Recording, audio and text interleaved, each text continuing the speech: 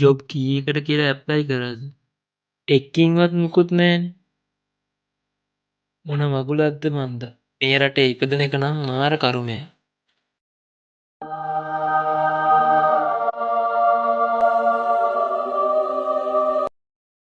කවුද බොලේ මේ?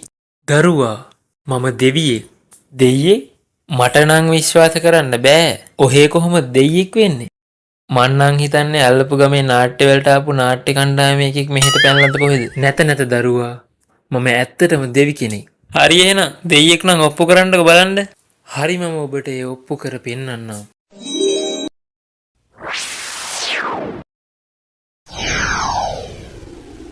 ඈ මං කොහොමද මේ ගහක් උඩට ආවේ? ඔබ දැනගත්තා දරුවා දේව බලය. අනේ දැනගත්ත දෙයියනේ මාව බිමට ගන්න.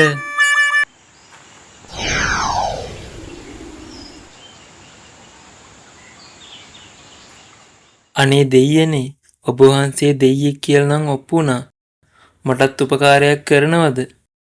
කිමෙක්ද දරුවා ඔබට ඇවැසි උපකාරය?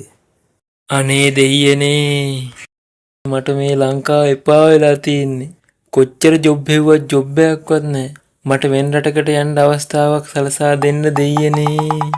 හරි දරුවා ඔබට යාමට උවමනා රට කුමක්ද? දෙයියන්ට කියන්න දෙයියෝ ලංකාවේ ඇරෙන්න මට ඕන රටක් හොඳයි. ඕන රටකට මාව යවන්න. ඔබේ බලාපොරොත්තුව එලෙසින්ම ඉටු වේවි.